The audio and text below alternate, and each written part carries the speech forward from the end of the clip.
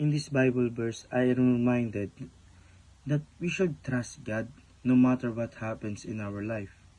Whatever challenges we faces, we must believe that God, in His infinite mercy, will be with us.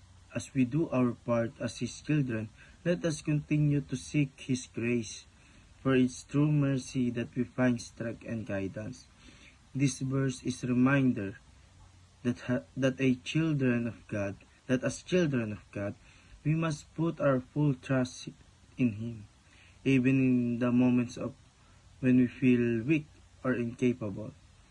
What we cannot do by our strength, God can accomplish His God can accomplish through His mercy and guidance.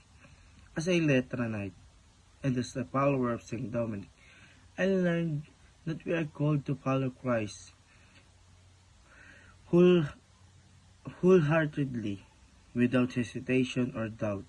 We may never be like God in His perfection, but we can strive to reflect His love, compassion, and mercy in our daily lives.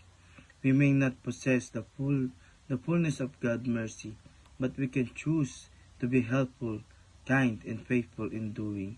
So, we will walk in the footsteps of Christ, living not for ourselves, but for greater glory of God.